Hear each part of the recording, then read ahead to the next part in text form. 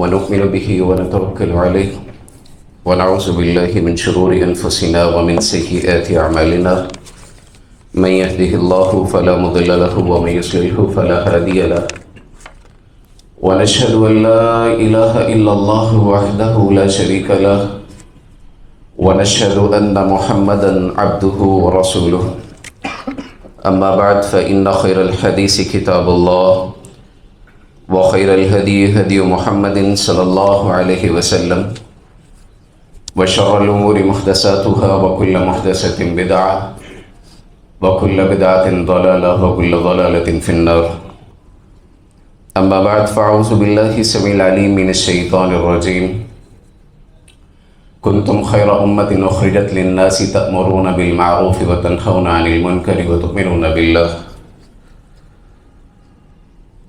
ہر قسم کی تعریفات، تسبیحات، حمد، ثنا، کبریائی، بڑائی اللہ رب العالمین کے لیے ہے کہ جنہوں نے اس کائنات میں ہر انسان اور ہر جن کو صرف اپنی بندگی اور عبادت کے لیے بنایا ہے.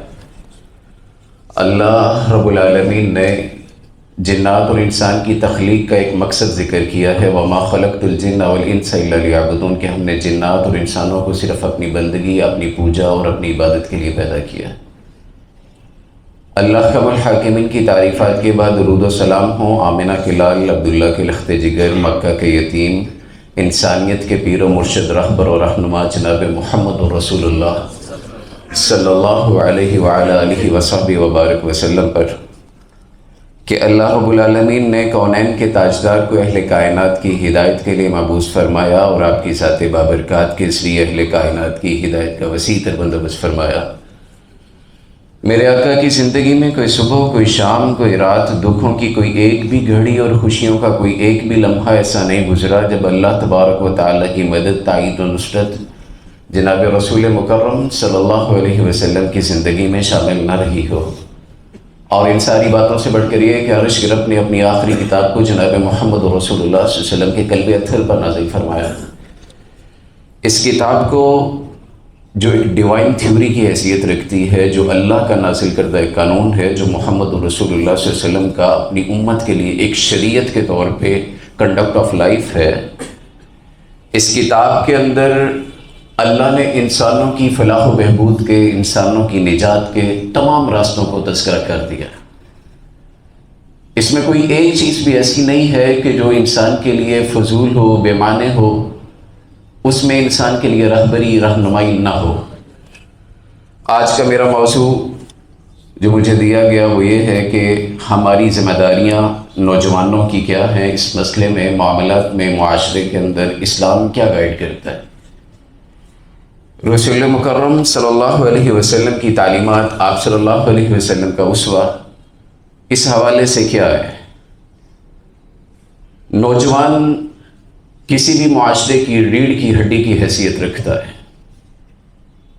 خود نبی کریم صلی اللہ علیہ وسلم نے ارشاد فرمایا تھا کہ بوڑھے لوگوں نے میری مخالفت کی ہے، نوجوانوں کے دلوں میں رحم تھا، انہوں نے میری دعوت کو قبول کیا. نوجوان اپنے جذبات، اپنے زور بازو، اپنی بلند ہمتی کی وجہ سے کسی بھی قسم کے معاشرے کو تبدیل کرنے کی صلاحیت رکھتا ہے. لیکن پاکستان کا اس وقت نوجوان تقریباً 80% کے لگ بھگ ہے، اور یہ 80% نوجوان طبقہ ایسا ہے جو عجیب و غریب قسم کے مسائل کا شکار ہے. گلوبلائزیشن نے، انٹرنیٹ کی ایجاد نے، ٹیلی ویژنس کی سکرین نے جہاں پہ بہت زیادہ سہولیات پیدا کی ہیں، وہاں پہ سب سے بڑا مسئلہ یہ بنایا ہے کہ ہمارے نوجوان ان افکار، نظریات سے متاثر ہیں جو بظاہر اسلام کے لبادے کے اندر نہیں لیکن انسانیت کے لبادے کے اندر ہے، اور نوجوان اس فکری تردد کا، اس فکری انتشار کا شکار ہے کہ یورپ میں بیٹھا کوئی بندہ، انگلستان کے اندر کوئی بیٹھی تنظیم، آسٹریلیا کے اندر بیٹھے ہوئے کچھ لوگ، یا دنیا کی کسی بھی نکر میں اپنے پروپیگنڈے کے ذریعے، اپنی انفارمیشن ٹیکنالوجی کے ذریعے نوجوانوں کے ذہنوں کے اندر انتشار، خلفشار بپا کر رہے ہیں. ہمارا نوجوان متاثر کیوں ہے؟ سوچنے کی بات تو یہ ہے، ہم دیندار گھرانوں میں پیدا ہونے والے لوگ، جنہوں نے پیدا ہوتے ہی اپنے کانوں میں حی علی الصلاح حی علی الفلاح کے ساتھ اشہد ان لا الہ الا اللہ اور اشہد ان محمد رسول اللہ کی آوازیں سنی ہوں، جنہوں نے اپنے بڑوں کو مسجدوں کی چوکھٹ کی چوکیداری کرتے ہوئے دیکھا ہو، مسجدوں کی صفائی کرنا، مسجدوں کے اندر خوشبو جلانا اپنے لیے اعزاز سمجھتے ہوں، جن کے گھروں میں یہ بات نہیں کرتا لیکن دین کے نام پہ جن کے گھروں کے اندر 11ویں کی نیازیں بھی چڑھائی جاتی ہوں،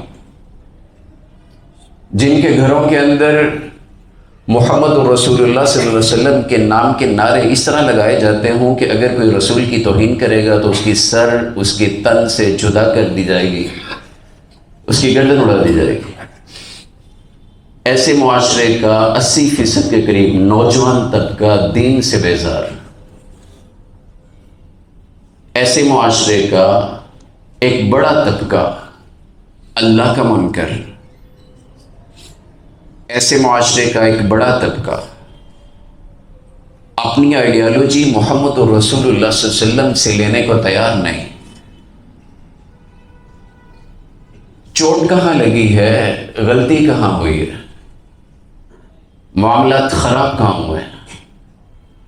کالجز، یونیورسٹیز کے اندر، اسکولوں کے اندر معاملات کو لے کے ہم نے کہاں ٹھوکر کھائی ہے؟ میرا ارادہ یہ ہے، موضوع بڑا لمبا ہے، کرنے کی باتیں بڑی ہیں، وقت بڑا مختصر ہے، لیکن کوشش یہ کرتا ہوں، آپ اللہ سے دعا مانگیے کہ جو اس کی جزیات ہیں اللہ حق سچ دلائل کے ساتھ مجھے آپ کے سامنے رکھنے کی اور پھر ہم سب کو عمل کرنے کی توفیق عطا فرمائے. ناظرین کرام، نبی کریم صلی اللہ علیہ وسلم جو دین لے کے آئے ہیں، بیسک بنیادی بات یہ ہے، ہم سب لوگ اس دین کو اپنی عملی زندگی سے دور لے گئے. ہم نے تھیوریٹیکل، کتابی، زبانی کلامی دین کو تو سمجھا ہے، عملاً ہماری زندگی کے اندر دین نہیں ہے. میں بڑی ذمہ داری کے ساتھ، بڑے شرح صدر کے ساتھ، اللہ کی توفیق کے ساتھ یہ بات آپ کے سامنے رکھ رہا ہوں اور بڑے افسوس کے ساتھ رکھ رہا ہوں. وہ کلچر جو اسلام کا تھا، جو محمد رسول اللہ صلی اللہ علیہ وسلم کا تھا، عملاً ہماری زندگی میں نہیں ہے. کیونکہ اگر ذرا سوچیں، نبی کائنات جناب محمد رسول اللہ کا جو دور تھا، اس دور کے اندر لوگ اپنے کپڑے سارے اتار کے الف ننگے ہو کے بیت اللہ کی زیارت اور طواف کرتے تھے. طوائفوں کے اڈے کوٹھے کھلے ہوئے تھے، عورت کی عزت نہیں تھی. اور ایسے معاشرے کے اندر معجزانہ بات ہے نا کہ محمد رسول اللہ صلی اللہ علیہ وسلم پاک صاف ستھرے، محمد بن عبداللہ تھے، محمد رسول اللہ نہیں تھے. تب یہ بڑا فرق ہے. 40 سال کی زندگی محمد بن عبداللہ کے طور پہ ہے، ایک عام بندے کے طور پہ ہے. فرق اس دن پڑا تھا جس دن جبریل آیا تھا اور اس نے آ کے کہا تھا اقرأ بسم ربک الذی خلق، اپنے رب کے نام سے پڑھنا شروع کیجیے. فرق تو اس دن آیا تھا. اور پھر اس کے بعد کیوں اللہ کے رسول صلی اللہ علیہ وسلم نے اپنا آپ سب کے سامنے رکھا تھا کہ میں نے تمہارے اندر ایک زندگی گزاری ہے، میرے بارے میں کیا کہتے ہیں؟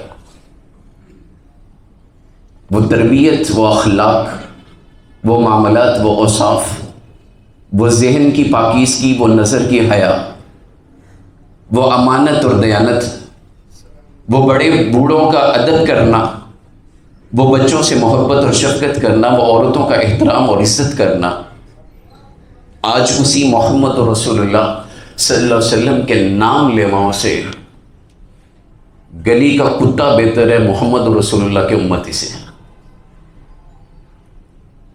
بہن بیٹی، پاس پڑھنے والی بچی جس کے باپ کی حیثیت رکھتا ہے، اس کی عزت محفوظ نہیں ہے. کیوں ہے ایسا؟ یہ اتنا دین کا ہیجان رکھنے والا معاشرہ کہ جس میں ایسے جیسے ہیضہ ہو چکا ہے انفارمیشنز کا، معلومات کا. اس کے پاس اگر امانت ہو، وہ ڈنڈی مارنے سے ایک سیکنڈ نہیں رکتا. کیوں ہے ایسا؟ اس کی وجہ یہ ہے کہ دین کی تعلیم ایسی تھی جس کو عمل میں لے کے آنا تھا. اللہ نے تو اور محمد رسول اللہ کی زبان سے یہ بات نکلوائی تھی، ان اللہ یرفع بہذا الکتاب اقواما. اللہ اس کتاب کی وجہ سے قوموں کو بلند کر دیتا ہے، وَيَضَعُ بِهِ آخَرِينَ، اور اس کتاب کو چھوڑنے والوں کو ذلیل کر دیتا ہے. شادی بیاہ کے کلچر میں، معاملات میں، جو مجرم خوشی کا موقع ہو یا نہ ہو، اگر میرے گھر کا ہے تو اس کے مجرم ہونے کے باوجود میں اس کے ساتھ کھڑا ہوں، اور اگر کوئی بندہ مجرم نہیں ہے، وہ میرا مخالف ہے، وہ حق پہ ہے، رائٹ پہ ہے، میں اس کو معاشرے کے اندر عزت کی سانس لینے نہیں دیتا. ہم نے یہ کتاب کہاں پڑھی ہے؟ الف لام میم سے لے کے والناس تک، جہاں پہ قوموں کے برباد کر دینے کے تذکرے ہیں، جہاں پہ لوگوں کی منافقت کے تذکرے ہیں، جہاں پہ ایمان کی خوبیاں موجود ہیں، جہاں پہ نفاق کی علامتیں موجود ہیں، اس کے بدلے میں ملنے والے عذاب کے قصے موجود ہیں، وہاں پہ کیوں یہ کتاب نہیں جھنجھوڑتی؟ کیوں اس کا پڑھا جانا ہمیں نہیں رلاتا؟ کیوں اس کتاب کی سمجھ نہیں آتی؟ اس لیے کہ ہم نے دل سے سمجھنا چھوڑ دیا. انسان کے لیے ہر وہ چیز بڑی مشکل ہو جاتی ہے جو اسے پسند نہ ہو، جس کی طرف وہ چلنا نہ چاہتا ہو. اور اللہ کا قانون بہت واضح ہے، بہت واضح ہے کہ جو ہدایت کا متلاشی نہیں ہے، رب اسے ہدایت نہیں دیتا ہے. ماں بھی چھوٹے شیرخوار بچے کو دو چار ہفتوں کا ہو، اسے تب تک دودھ نہیں پلاتی جب تک وہ رو کے آسمان سر پہ نہ اٹھا لے. ڈیمانڈ اینڈ سپلائی، یہ کائنات کا بیسک اصول ہے. ضرورت ہوگی تو ڈیلیوری ملے گی. اس دل کے اندر محمد رسول اللہ کی محبت ہوگی، ایمان ہوگا، تو یہاں پہ آ کے دین رکے گا، اخلاقیات رکیں گی، محمد رسول اللہ کا اسوہ رکے گا. ورنہ یہ دل پتھر کی طرح ہے جس پہ بارش برس بھی جائے تو اس پہ کوئی فرق نہیں پڑتا. اگر یہ مٹی نرم نہیں ہے، اگر دل کی زمین زرخیز نہیں ہے، تو یہاں پہ جو مرضی بیج ڈال لیں وہ پنپے گا نہیں، وہ بڑا نہیں ہوگا، وہ نہیں باہر آئے گا پودا اس سے. نوجوانوں کا المیہ کہ اپنے کریکٹر کے لیے، اپنی گروتھ کے لیے، اپنی جاب کے لیے، اپنے کیریئر کے لیے ہر طرح کا پاپڑ بیلیں گے. لیکن جو تربیت گھر سے کی جانی تھی کہ پتر تو میرا پتر نہیں، تو محمد رسول اللہ کا امتی ہے، تو صرف میری اولاد نہیں، تو نبی کا ورثہ ہے، تو صرف اس گھر کی چار دیواری کا ذمہ دار نہیں، تو مسلمانوں کی اجتماعی حیثیت کا ذمہ دار ہے. وہ سبق نہیں پڑھایا گیا. لوگ آتے تھے نبی کریم صلی اللہ علیہ وسلم کے پاس آتے تھے، اور بدر کے قیدیوں کے لیے کیا کیا تھا اللہ کے رسول نے؟ کچھ یاد ہے؟ ان سے کہا تھا جن کو پڑھنا نہیں آتا انہیں پڑھنا سکھاؤ، تمہارا فدیہ یہ ہے، تمہیں چھوڑ دیا جائے گا. پہلی وحی کے الفاظ پہ غور کیجیے، اقرأ بسم ربک الذی خلق، پڑھنا ہے رب کے نام سے. اور آج ہم پڑھائی سے اتنا دور ہیں. جو پڑھنے والی کتاب تھی، جو پڑھنے والی چیز تھی، ہم نے پڑھی نہیں، ہم نے مولوی پہ چھوڑ رکھی ہے. یہ بات میری دل و دماغ میں بٹھائیے گا کہ جب آپ کسی چیز کو کمرشلائز کرتے ہیں، اس کو سیلری کے ساتھ، انسینٹیوز کے ساتھ جوڑ دیتے ہیں، آپ تنخواہ پہ لے آتے ہیں کسی چیز کو، اس میں کرپشن آ جاتی ہے، اس میں بے ایمانی داخل ہو جاتی ہے، اس کے اندر فراڈ، دھوکہ آ جاتا ہے. جب سے اسلام کو کمرشلائز کیا ہے، تنخواہوں کے ساتھ جوڑا ہے، انسینٹیوز کے ساتھ جوڑا ہے، اسلام کا بڑا غلط کر دیا اس کے ماننے والوں نے. میں نہیں کہتا کہ اجرت لینا جائز نہیں ہے، لیکن جب اس کتاب کو وہ فوقیت نہیں دی گئی کہ محمد رسول اللہ اور آپ کے بعد آنے والے لوگ اسی کتاب کو، اسی اسلام کو، اسی دین کو پڑھ کے سیاستدان بھی تھے، تاجر بھی تھے، دنیا کے حکمران بھی تھے، دنیا کے بڑے اچھے لوگ بھی تھے، اور اتنے اچھے تھے کہ وہ بدو جن کو عرابی کہا جاتا تھا، وہ لوگ جو پینڈو کہلاتے تھے، دنیا کے 4 سے زیادہ بر اعظموں پر ان کی حکومت اور سلطنت تھی، اور کسی ایک غیر بندے کے پاس انہیں جا کے نہیں پوچھنا پڑا کہ ہم اس مسئلے کو کس طرح حل کریں گے۔ اسلام کی تاریخ اٹھائیں، کسی ایک بندے کے پاس کسی کو نہیں جانا پڑا کہ یہ مسئلہ درپیش ہے، اس کا حل کیا ہے۔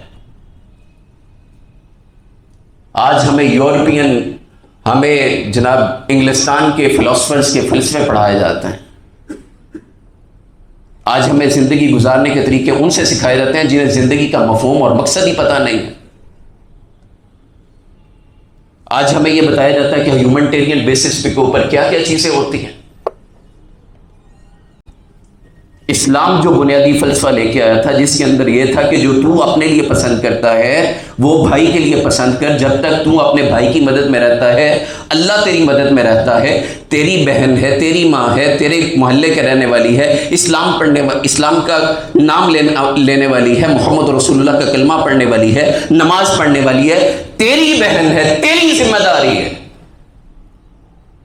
اور آج کا نوجوان کہتا ہے وہ پھنسی نہیں ہے، ٹانکا فٹ نہیں ہوا، گرل فرینڈ نہیں بن رہی، اپنی ہی بہن کی عزت کے ڈاکہ ڈالنے کو تیار بیٹھا ہے۔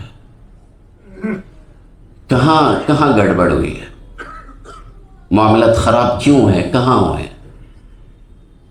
نشاندہی کروں تو اس میں سب سے پہلی بات یہ ہے کہ اللہ کے رسول صلی اللہ علیہ وسلم نے فرمایا تھا حلال پہ رہنا ہے۔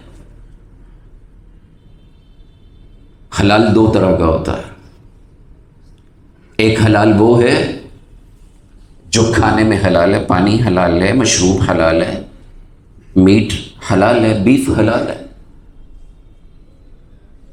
ایک حلال یہ ہے کہ اس کو حلال طریقے سے لے کے آنا ہے۔ حلال پہ ہمارا کوئی اختلاف نہیں، حلال کو حلال طریقے سے حلال ذرائع کے ساتھ کھانا یہ بہت بڑا مسئلہ ہے۔ بڑی معذرت سے کہوں گا کہ مسلح پہ امامت کرنے والا بھی کرپشن کرتا ہے اپنا حق سمجھ کے۔ بازار کے اندر بیٹھا ہوا اور کوئی ریڑھی چلانے والا، کوئی فروٹ ٹھیلے پہ بیچنے والا، وہ بھی اپنا حق سمجھ کے کرپشن کرتا ہے۔ وہ جس کی اربوں خربوں کی دیہڑیاں لگتی ہیں نا، بڑا سیٹھ، وہ بھی اسی طرح کرپشن کرتا ہے۔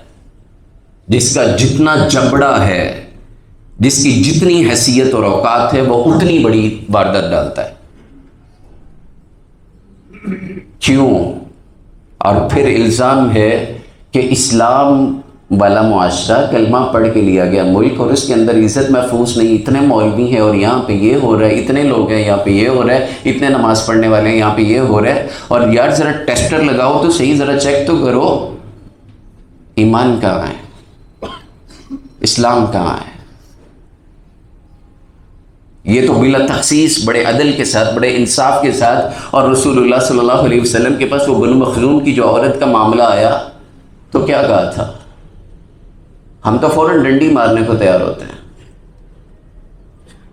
لو ان فاطمہ بنت محمد سرقت لقطعت یدها، کہ اگر محمد کا قلب اطہر، علی کا نور نظر، حسنین کریمین کی والدہ محترمہ، جنت کی خواتین کی سردار، وہ فاطمہ الزہرا جو محمد کے دل کا ٹکڑا ہے، کہا تھا اگر اس سے اس طرح کی غلطی ہو تو محمد 1 سیکنڈ سے پہلے اس کا ہاتھ کاٹ دے گا، معافی نہیں دے گا صلی اللہ علیہ وسلم۔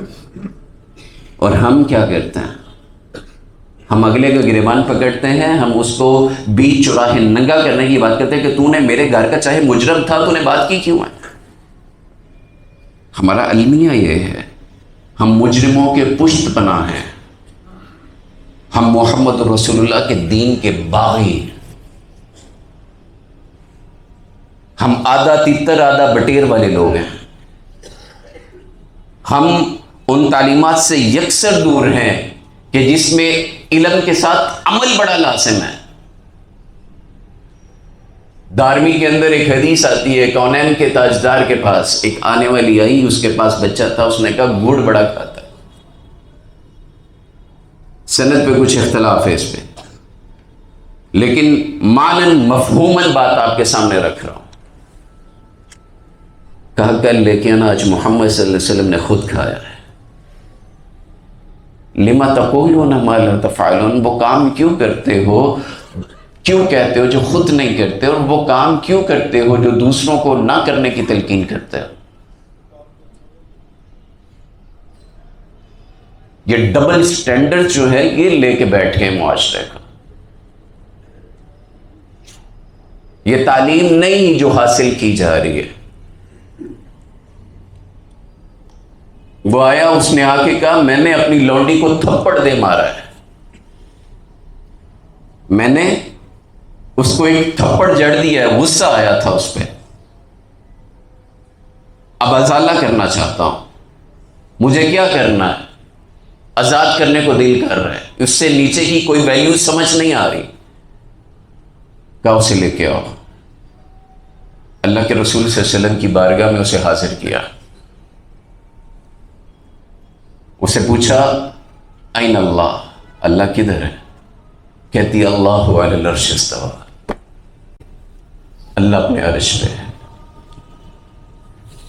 آج کس کو پتا ہے اللہ کہاں؟ اللہ کا خیال کس ہے؟ اللہ کی ضرورت تو سب کو ہے، ضرورت ہے خیال نہیں. وما قدر اللہ حق قدرہ، اللہ کی قدر نہیں کی جیسے قدر کرنی چاہیے تھی. پھر پوچھا میں کون ہوں؟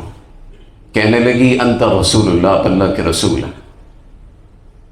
اللہ کے نبی صلی اللہ علیہ وسلم نے اس سے دو باتیں پوچھی اور اسے کہا اسے جانے دو، آزاد کر دو، یہ مومن ہے. اب ذرا دل پہ ہاتھ رکھو، ذرا سوچو کہ رسول اللہ صلی اللہ علیہ وسلم صرف کہنا کافی ہے یا ماننا کافی ہے؟ کیا رسول کے نام پہ گردنیں اڑا دینا آسان کام ہے یا رسول کے مطابق زندگی گزارنا آسان ہے؟ سوچنے کی بات ہے. کیا صرف اللہ بس اس نے پیدا کیا، میں نے اپنی مرضی سے اپنی زندگی گزارنی ہے، یہ کافی ہے؟ یا اس نے جو زندگی کے لیے چیزیں دی ہیں، احساس ذمہ داری دی ہے، جس نے محمد رسول اللہ کو شرم حیا عفت عصمت والا نبی بنا کے بھیجا تھا، اس نبی کے مطابق زندگی گزارنا یہ نہیں چاہتا؟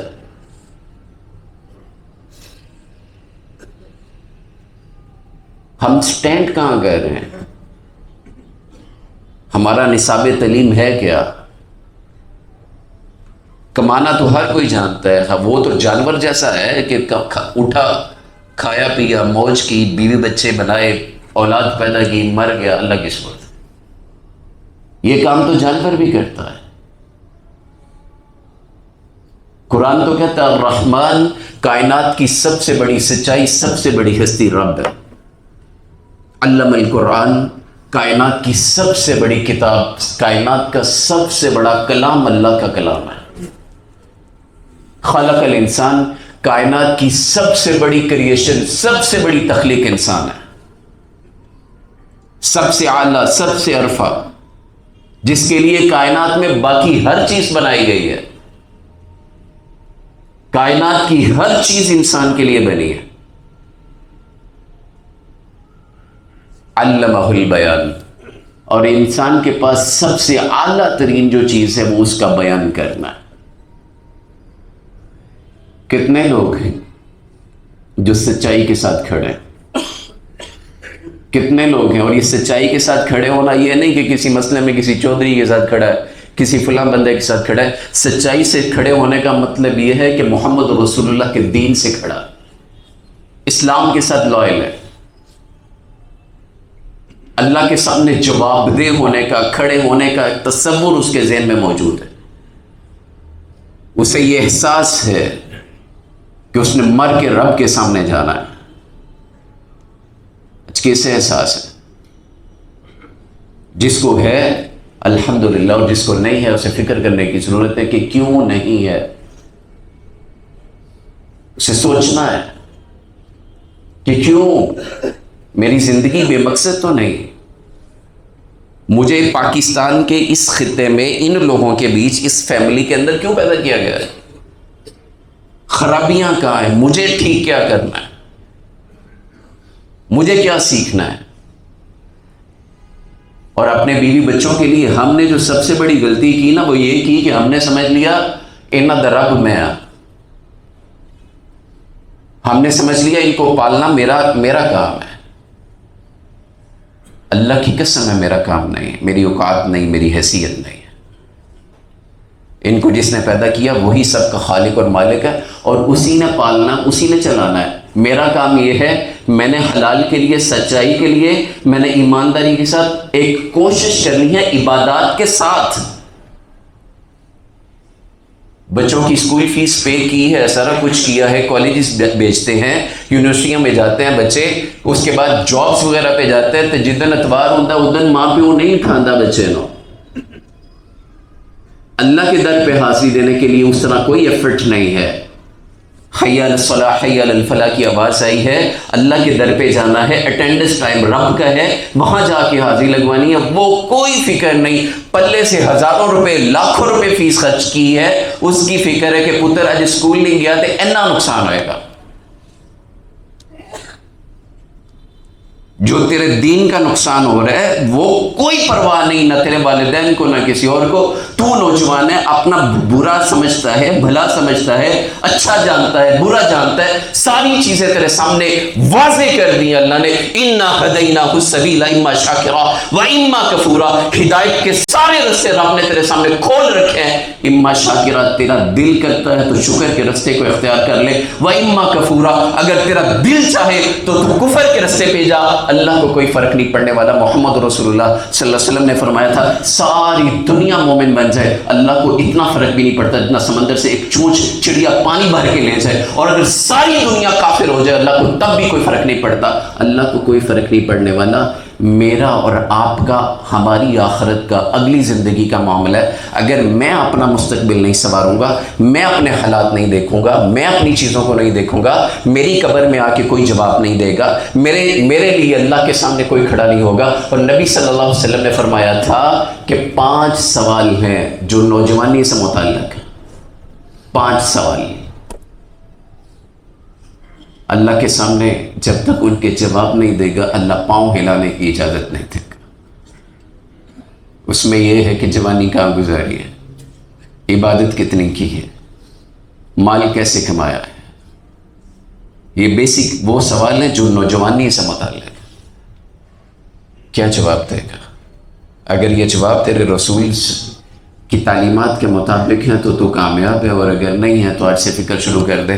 اللہ مجھے اور آپ سب کو توفیق دے. وآخر دعوانا الحمدللہ رب العالمین. ان الحمد للہ نحمده ونستعینه ونستغفره ونؤمن به ونتوکل علیہ ونعوذ باللہ من شرور انفسنا ومن سیئات اعمالنا من يهده اللہ فلا مضل له ومن يضلل فلا هادی له. سامعین محترم، انسان کی زندگی ایک مرتبہ کی ہے. اللہ پہلے پارے کے اندر ایک سوال کرتا ہے، کیف تکفرون باللہ وکنتم امواتا فاحیاکم ثم یمیتکم ثم یحییکم ثم الیہ ترجعون. تم کس حیثیت میں، کس ذوق میں اللہ کا انکار کر سکتے ہو؟ کیف تکفرون باللہ، تم اللہ کے منکر، اللہ سے کفر کرنے والے کیسے بن سکتے ہو؟ وکنتم امواتا، تم مردہ تھے، تمہاری کوئی پہچان نہیں تھی. اگر میں تھوڑا سا اس کو مزید کھولوں تو یہ ہے کہ میں اور آپ پانی کا وہ گندا ترین قطرہ تھے جس کو کوئی نام لینا بھی گوارا نہیں کرتا ہے، کپڑوں پہ لگ جائے برداشت نہیں کرتا ہے. ہم نطفہ نا، ایک من منی یمنا، منی کا ایک قطرہ جو اللہ نے سورۃ قیامہ کے اندر بیان کیا. ہم وہ تھے، کیا حیثیت تھی؟ ہمارے باپ اور ماں کو نہیں پتا تھا کہ یہ شکل و شباہت کا کوئی بچہ پیدا ہو جائے گا، ایون کہ یہ بھی نہیں پتا تھا کہ بیٹا ہوگا کہ بیٹی ہوگی، نام کیا ہوگا۔ ہمیں نہیں پتا آگے ہمارے بچوں کا کیا ہوگا معاملہ، ان کے بچوں کی آگے نسل کیا ہوگی۔ اللہ سوال کر رہے کیف تکفرون باللہ، تم اللہ کا انکار کیسے کر سکتے ہو؟ اس نے جو کچھ دیا ہے، اس نے جو نعمتیں دی ہیں، اس نے جو فضل کیا ہے، اس سب کا انکار ہے نا جب اللہ کی بات نہیں مان رہا، جب اللہ کے کہے کے مطابق نہیں چل رہا تو سب چیزوں کا انکار ہے۔ کیسے بھلا؟ ایک استدلالی بات ہے، 19ویں پارے کو کبھی کھولیے گا، اس کے 5ویں 6ویں 7ویں 8ویں 9ویں 10ویں سارے رکوع کے دیکھیے گا، انبیاء کے تذکرے وہاں پہ، ان کی قوموں کا ذکر ہے، اور وہاں پہ کہا گیا ہے کہ نوح کی قوم نے سارے نبیوں کا انکار کیا، حالانکہ نبی نوح علیہ السلام سے پہلے تو صرف آدم علیہ السلام کا تذکرہ ملتا ہے، نوح علیہ السلام کے بعد اکثر نبی آئے ہیں، زیادہ نبی آئے ہیں، اور ان کے بارے میں اللہ کہہ رہا ہے کہ نوح کی قوم نے سارے نبیوں کا انکار کیا، ہود کی قوم نے سارے نبیوں کا انکار کیا، عادیوں نے سارے نبیوں کا انکار کیا، شعیب علیہ السلام کی قوم نے سارے انبیاء کا انکار کیا۔ کیوں کہہ رہا رب؟ ایک نبی کو نہ ماننا سارے انبیاء کا انکار ہے، اللہ کی نعمتوں کو، اللہ کی توحید کو، اللہ کی یکتائی کو نہ ماننا اللہ کی یکتائی، وحدانیت، اللہ کی ربوبیت، ساری چیزوں کا انکار ہے۔ کیف تکفرون باللہ، اللہ کہتا ہے کیوں کفر کر رہے ہو؟ تم کچھ نہیں تھے، مردہ تھے، فاحیاکم، اس نے تمہیں زندہ کر دیا۔ کیا زندہ کر کے وہ بھول گیا؟ پھر مارے گا، ثم یحییکم، پھر زندہ کھڑا کرے گا، ثم الیہ ترجعون، پھر آپ نے سامنے کھڑا کر کے سوال کرے گا۔ آج صرف ایک نقطہ ہے اس ذمہ داری کے حوالے سے، آپ کے ذہن میں یہ آ گیا کہ میرا نبی اگر محمد صلی اللہ علیہ وسلم ہے، میرا رب اللہ ہے، مجھے ان کے سامنے کھڑا ہونا ہے، ان سے ملاقات کرنی ہے۔ کئی ساری زندگی کا عمل نہیں کرتے نا، صرف میلاد منا لیا، محبت کا نام دعویٰ کر لیا، اور کچھ اس طرح کی چیزیں کر لی اور سمجھ یہ لیا کہ نجات ہو جائے گی۔ اور فاطمہ رضی اللہ تعالیٰ عنہ سے رسول نے کہا تھا، بیٹی تو مت خیال کری کہ تو میری بیٹی ہے، تو امام الانبیاء کی بیٹی ہے اور تجھے نجات مل جائے گی۔ کہا اگر تو عمل نہیں کرے گی تو محمد صلی اللہ علیہ وسلم تیرے کسی کام نہیں آ سکے گا۔ آج یہ بات سمجھنے کی ضرورت ہے، یہ دنیا دارالعمل ہے، یہاں پہ عمل کرنا پڑے گا، عمل سے زندگی بنتی ہے، جنت بھی جہنم بھی۔ یہ 5-6 فٹ کی خاکی نہ نوری ہے، نہ ناری ہے، نہ جنتی ہے، نہ جہنمی ہے۔ اس کا خود طے کرنا ہے کہ کہاں جانا ہے، منزل کیا ہے۔ اس منزل کے لیے سب سے پہلی چیز یہ ہے کہ رب نے بنایا، اس نے پیدا کیا، وہ مجھے دیکھ رہا ہے۔ اس نے اگر مجھ سے پوچھ لیا فلاں ٹائم، فلاں جگہ، فلاں دن یا فلاں رات میں تو نے یہ کام کیوں کیا، میرے پاس اس کا جواب ہے، میں اللہ کو مطمئن کر سکتا ہوں؟ یہ آپ نے سوچنا ہے۔ اگر نبی نے کہہ دیا کہ مجھے یہ چہرہ پسند نہیں تھا، یہ تھا، یہ تھا، یہ نہیں تھا، یہ میرے امتی کی نشانی ہے، یہ نہیں، تو حوض کوثر پہ جام کوثر ملے گا یا نہیں ملے گا؟ یہ آپ نے سوچنا ہے، یہ آپ کی ذمہ داری ہے۔ جس کو یہ ذمہ داری پتہ لگ گئی، اس کی دنیا بھی بن جائے گی، آخرت بھی بن جائے گی۔ جو نہ بنا سکا، اللہ کے ہاں اس کے پاس خسارہ ہی خسارہ ہے، پچھتاوا ہی پچھتاوا ہے۔ اللہ تبارک و تعالی ہم سب کو دین کی سمجھ اور اس پر عمل کرنے کی توفیق عطا فرمائے۔ اللہ ہم سب کے حال پر رحم فرمائے۔ اللہ ہماری کمی، کوتاہی، سستی، تنزلی اللہ دور فرما دے۔ اللہ تبارک و تعالی ہماری نیتوں کی اصلاح فرمائے۔ اللہ ہماری اولادوں کو نیک بنائے، آنکھوں کی ٹھنڈک بنائے، صدقہ جاریہ بنائے۔ اللہ ہمیں اپنے والدین کے لیے دنیا اور آخرت دونوں میں قابل فخر سرمایہ بنائے۔ اللہ تبارک و تعالی ہمیں رسول اللہ کے سامنے کل قیامت والے دن ساری دنیا کے سامنے شرمندہ ہونے سے بچا لے۔ اللہ تبارک و تعالی ہم سب کو جب موت کا وقت آئے کلمہ شہادت عطا فرمائے، کلمہ توحید پہ ایمان کی حالت میں اللہ ہماری زندگی، ہماری روحوں کی قبض فرمائے۔ اللہ تبارک و تعالی جو میں نے کہا، جو آپ نے سنا، سب سے پہلے مجھے سب سے زیادہ اور اس کے بعد آپ کو عمل کرنے کی توفیق دے۔ وآخر دعوانا الحمدللہ رب العالمین۔